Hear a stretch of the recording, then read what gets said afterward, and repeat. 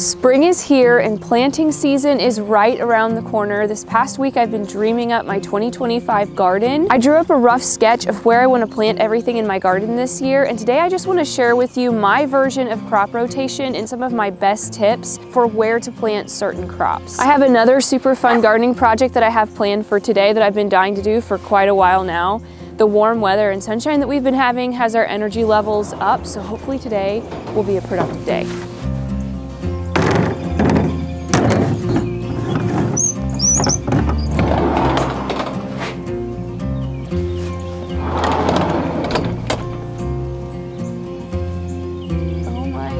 Look at that. More plastic. Plastic. Okay, so new plan. We were gonna take this pile of wood chips right here and we were going to mulch around our raised beds, around the fruit trees. And we knew a little bit of what we were getting when we ordered these wood chips. We knew that they were not gonna be really fine, beautiful wood chips that you would use to actually like mulch a garden or something. But we didn't know it would be this bad. We're finding like big chunks of metal in it, finding almost logs in there, like stuff that I would use for firewood. And we're also finding black walnuts in there, which I knew that there was no guarantee that there wouldn't be black walnut stuff in here, but we figured it would probably be okay. But finding actual black walnuts in there, we know that that is not gonna be okay to put on the garden because black walnuts release a chemical compound known as juglone, which is toxic to lots and lots of plants, tomatoes, apple trees, most of the plants that we have on our homestead. So there's no way we can use this around our garden. So we have a new plan. We are going to take the leaves from that leaf pile over there and mulch around our raised beds for today. And we'll have to figure out something else for the fruit trees later on. Check out the piece of metal that I found. Like, this is not mulch. This is not mulch. Using lots of mulch is something we really believe in here on our homestead. It helps us out so much. Mulching keeps the weeds down and it's building the soil at the same time, as long as you're using a good source of mulch. We like to use leaf mulch for a lot of stuff in our garden. It works really well, does really good at weed suppression because the leaves all matted together make so that it just makes a good solid barrier for the weeds. And then by the end of the year, as they're starting to break down, and then by next spring, they can be tilled into the soil and they're building your soil. We used to get leaves from a lawn service once they were doing their fall cleanup. That lawn service went out of business and I haven't been able to find another one that will deliver them for us. So we actually raked these leaves up from our neighbor's place. It really wasn't that big of a job and we were able to get a lot of leaves, and we know that there's no walnut leaves in here.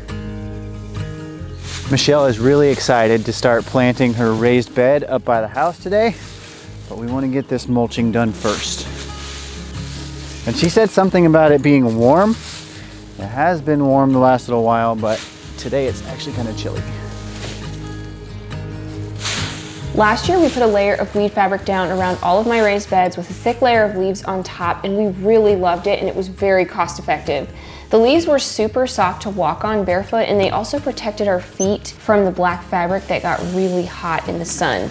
The subject of weed fabric is pretty volatile. There's a lot of really strong opinions out there on how awful weed fabric is. People say it kills earthworms, it's ugly, it's killing your soil. So for whatever it's worth, here is my take on it. Gardening has looked really different for me in different stages of my life. When I had small kids, I simplified my garden even more than I do now, and I took every shortcut possible, including weed fabric. Now that Cody is home and my kids are older, I've been able to add in more variety to my garden and also go a bit more hardcore on some things. When I was doing all of the gardening myself, there was no way that I could cook from scratch, homeschool, take care of a toddler, and keep up with all the weeds around here. Weed fabric is a shortcut that I think was absolutely worth it for me, but I will say I've noticed over the years that plants don't perform quite as well with weed fabric as they do, say, with just like a heavy leaf mulch. The soil just isn't quite as happy. Our grapevines are a classic example of this. They're doing okay, but I can definitely tell that they're needing a boost. Since I have more help this year, I decided to replace the weed fabric around my grapes with a layer of compost and then some sort of mulch, and hopefully this will help to suppress the weeds enough to keep this area manageable but still allow the soil to be happier. Here around my raised beds, I decided to leave the weed fabric down in combination with the leaf mulch as extra protection against weeds. I'm not growing anything in the soil around these raised beds, so it doesn't matter to me if the soil here isn't quite as nice. I am working towards getting away from weed fabric on our homestead, but I also don't apologize for taking shortcuts here and there if it means keeping my sanity and moving ahead in our self-sufficiency goals. You can absolutely grow beautiful veggies using weed fabric. I wouldn't have been able to grow as much food in the past if I hadn't used it, so I have no regrets. Your garden doesn't have to be perfect to be beautiful and abundant. I really think that some compromises here and there can actually be very beneficial in the long run. Good job, Eden. You may wonder why we're already mulching. This is the kind of thing that I like to get done as soon as possible. Any little tiny thing that you can do before planting season starts is gonna help so much with the craziness of spring. I tend to get really overwhelmed in the spring. I just kind of honestly expect some of it. It's just coming out of all those slow winter routines into being outside and keeping up with the garden. Anything like this, all the little mulching projects that can be done before the plants start coming up is always really, really worth it. One of the biggest mistakes that we made when we were first homesteading was just always being a step behind. We kind of joked about it as always being a day late and a dollar short. And one of the things that's really helped us to stay on top of our homestead is like thinking ahead and like foreseeing issues that come up, learning from last year, learning from previous years of the times that overwhelmed us, and then getting a head start on those. If you can stay a step ahead of your homestead, you're gonna be so much happier and there's so much less work. If you stay on top of mulching, like actually mulch before any weeds come up, you save yourself so much time. We're gonna take a quick break from being outside to tell you about the sponsor of today's video, Birch Living. We've had our Birch Luxe natural mattress for over a year now, and we've loved it ever since the day that we got it. We work hard to keep as many toxins as possible out of our food and water, so it only makes sense to do the same with the air that we're breathing. We spend at least a third of our lives in our beds, or at least we should be doing that, and mattresses are notorious for off-gassing toxic chemicals. The materials normally used to make them soft and fire resistant are things like fiberglass and polyurethane foam, but not for the Birch mattress. They use things like organic wool, which is naturally flame resistant, and organic cotton. Not only do we love knowing that our mattress isn't off-gassing toxic chemicals while we're sleeping, but it's also the most comfortable mattress we've ever slept on. Our sleep improved the very first night that we slept on it. You know how you get that feeling when you go on a trip? You just can't wait to get back to your own mattress? I feel like it's gotten even worse for us since we got our Birch mattress. March is National Sleep Awareness Month, and a good night of sleep can help lower stress, improve your mood, and help you accomplish more during the day. We want you all to have the best night of sleep possible, so go to birchliving.com/morethanfarmers to check out the Birch mattress while they're having their Sleep Awareness Month sale, and you'll get 25% off your mattress. You'll also get a 100-night sleep trial to make sure that you love it, and free shipping right to your door. It's really easy to set up, but they do also offer in-home setup and removal of your old mattress if you need that. It's so simple, and honestly, it could be life-changing for you. So go to the link in the description and check it out. We got all of our mulching done out by the raised beds. Honestly, I am a little bit sad that we did not get the grapes done with the actual wood mulch. I was really looking forward to having that done. I'm just kind of afraid that the weeds are gonna start growing with this nice warm weather, and I really wanted to have a good mulch down before that happens, but we'll get it figured out. And for now, we're moving on to a fun project. We're planting the first seeds of the season outside. First things first, I'm going to take all the glass off, wash these windows, and then there is a really, really nice crop of chickweed growing in here, also the dead nettle. So I'm just gonna have to pull that out. I think that is honestly the nicest chickweed I've ever seen in my life. Just gonna have to get that all out. My chickens are going to love all of that chickweed. It'll make their eggs high in vitamins.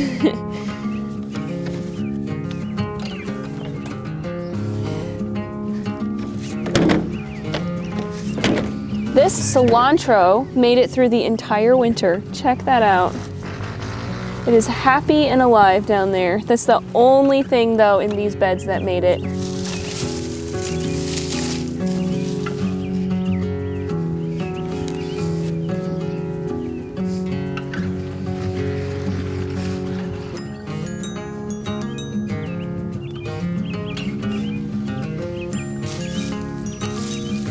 This chickweed worked as a beautiful ground cover over the winter.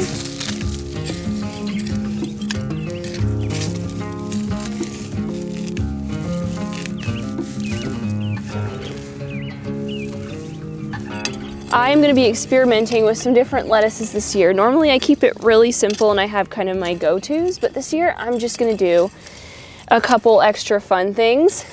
In this first bed right here, I'm going to do some arugula. Cody's been grilling lots of steaks, and arugula goes really well with grilled steaks, so we'll do a whole bed for him.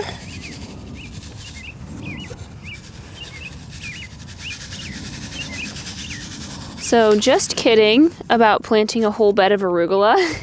There was barely any seeds in this packet, so I should have just gotten more ounces, but I didn't know. So anyways, we'll do one row of arugula. I also got some butter crunch. It's like a butterhead lettuce. I'm going to fill out the rest of this bed with this. It just sounded really good to me. It sounded juicy and crunchy and buttery.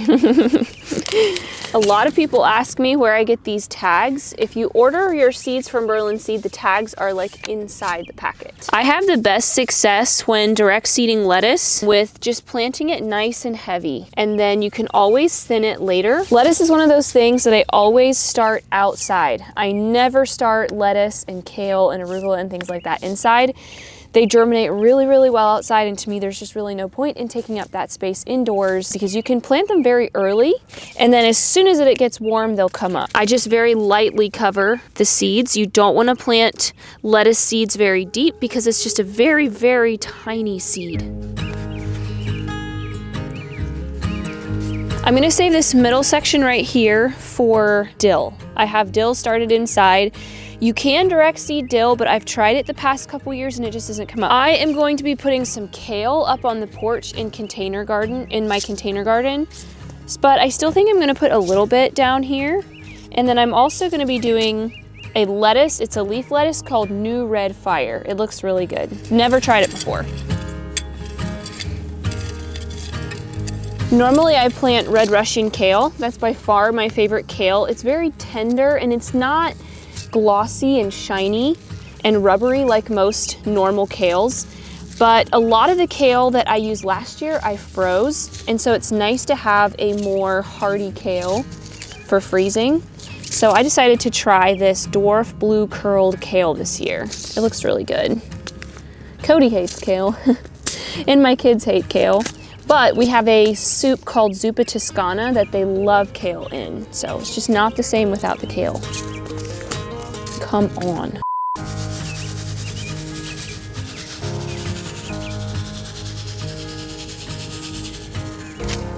Okay, New Red Fire. I hate these seed packets.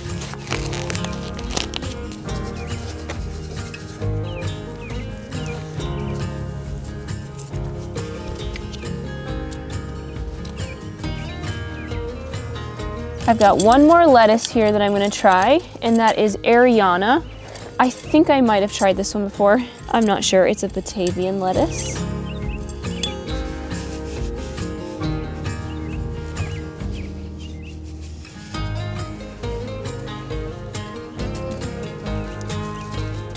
This bed over here, I like to just let it go, and then it just reseeds itself with cilantro every year. I am a little bit concerned. I threw compost on here last year and there was chickweed seeds in the compost.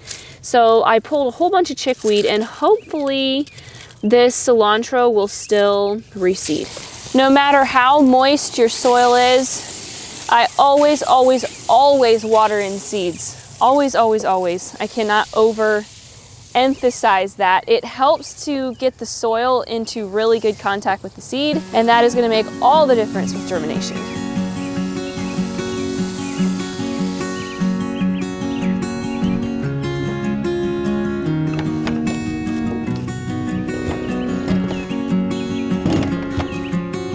One thing I really like to do with these windows is in the springtime when there's warm days and cold days, I like to just leave a couple cracks here and there so that the air can, just for some ventilation, because the glass, the sunshine through the glass can get really hot and concentrated under there.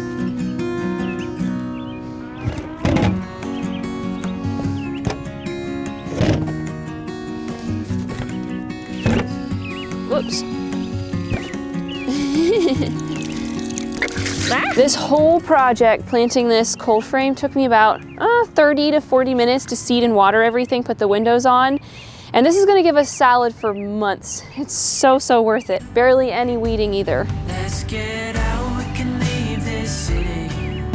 Let's drive to the open air. Yeah, the countryside is so pretty, with the wind blowing in your hair.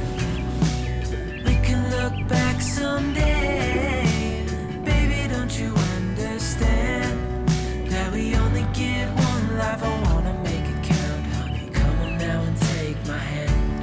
I am a big planner. I really like to have everything planned out ahead, know exactly what's gonna happen, what's going on. So this past week, I have been sketching out my garden. I like to do this every single year. This is very rough and unprofessional, but this is my garden from 2024, and then this is this year's garden. And I just wrote out last year's garden so that I could look at it and make sure I don't plant anything in the same place this year as I did last year. I am a firm believer in crop rotation. I'm definitely not a purist with crop rotation. I don't really worry about what vegetable follows what vegetable. I just like to make sure that especially disease-prone veggies or bug-prone veggies don't go in the same spot every year. I've had both of these gardens, this front garden and then my garden out there, for around 10 years, so I know the soil in these gardens really, really well. And I really like to choose the spots where I plant things according to the kind of soil in the different places in my garden. So even out there in that garden, like the soil isn't all completely the same. Some of it is still more compacted than other places. So for root veggies like potatoes and carrots, my staple crops that I'm really concerned about, I like to plant those in the softest soil because root veggies are gonna do so much better in soft soil. I might talk about this just a little bit more later, but raised beds make crop rotation super, super easy. I love them for that reason. Last year up in this garden, I had mostly onions and carrots. This year, I'm gonna do onions and carrots up here as well. I'm just gonna swap them. This garden up here doesn't get quite as much sun as the garden out there. And I can grow most everything up here, but tomatoes and things are definitely gonna do better in the garden out there. So light is also something that you really wanna think about when you are figuring out what crops to put where.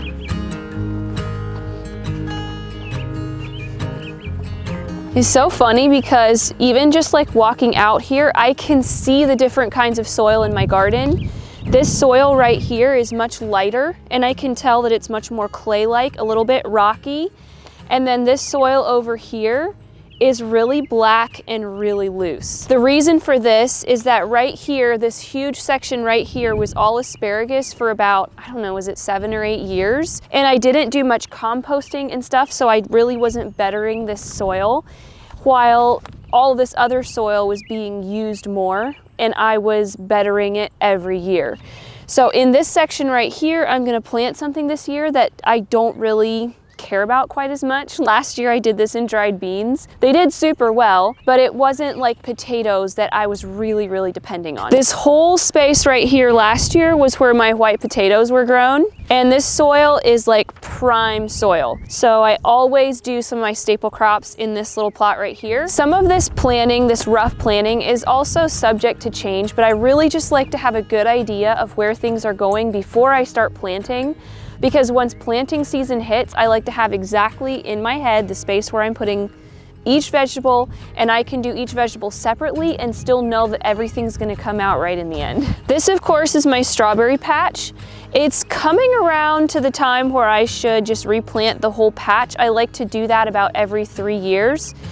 I think I'm gonna let these go another year without replanting them though. Crop rotation is really simple in raised beds. That's one of the reasons that I just love raised beds so much. One thing I really like to do is if I'm gonna have like multiple beds with the same crop in them, so let's say I wanna have 2 beds full of broccoli, I will have 1 bed of broccoli over here and another one all the way at the other end, because broccoli is something that's very prone to pest issues.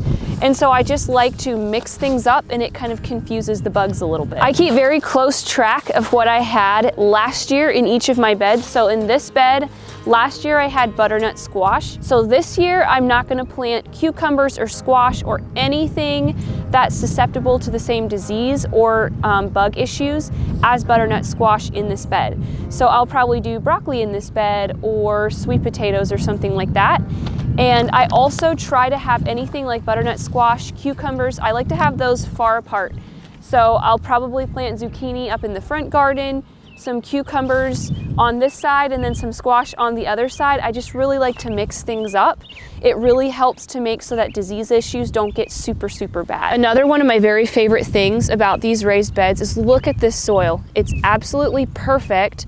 The soil in my in-ground garden is definitely too wet and soggy yet to plant anything in, but these beds are perfect. And so raised beds are always my go-to for spring crops like broccoli, because you can just get in there so quickly. We have another whole like month and a few days before our last frost date, so obviously I can't be planting anything out here. So excited to bring you guys along this year as I plant my garden. But while you're waiting for those videos to come, you can check out this video right here that shows us building my cold frame that I just planted my salad greens in. How do you do that? I was gonna say chicken salad, but then it sounds like actual chicken salad. Salad for the chickens. Must we make it so difficult to open a seed packet